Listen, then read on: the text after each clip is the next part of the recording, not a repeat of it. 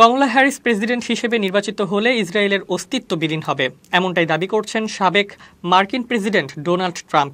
Republican পার্টির ইহুদি ধর্মাবলম্বী সদস্যদের এক জমায়েতে দেওয়া ভার্চুয়াল বক্তব্যে ট্রাম্প বলেন, হাজারো বছর ইসরায়েল যাতে টিকে থাকে সেটা নিশ্চিত করতে আমি আপনাদের সঙ্গে কাজ করব। লাস ভেগাসে আয়োজিত এই সম্মেলনে দেওয়া সংক্ষিপ্ত বক্তব্যে ট্রাম্প আরও বলেন, তিনি প্রেসিডেন্ট হলে ইসরায়েলের অস্তিত্ব থাকবে না। সম্প্রতি ইহুদি ধর্মাবলম্বী ভোটারদেরকে আকৃষ্ট করতে ট্রাম্প বেশ কিছু উদ্যোগ নিয়েছেন। বিশ্লেষকদের মতে তার এই হুঁশিয়ারি সেই উদ্যোগেরই অংশ। মধ্যপ্রাচ্য প্রসঙ্গে ইসরায়েলপন্থী নীতিমালা অনুসরণের আশ্বাস দেওয়া সত্ত্বেও ইহুদি ভোটাররা ঝাঁকে ঝাঁকে তার শিবিরে যোগ দিচ্ছেন না, এই বিষয়টি নিয়ে হতাশা প্রকাশ করেছেন ট্রাম্প।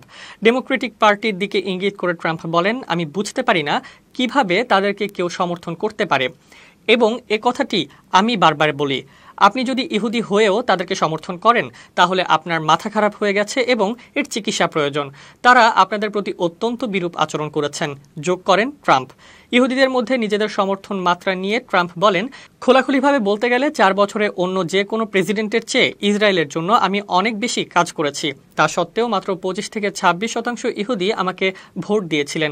এবছর আশা করছি 50% ভোট পাবো। সর্বশেষ জুনে মার্কিন ইহুদিদের মধ্যে জরিপ চালানো হয়। এই জরিপে ট্রাম্পের প্রতি 24% ইহুদি ভোটার সমর্থন জানান। তবে তখনও তার প্রতিদ্বন্দ্বী ছিলেন জো বাইডেন।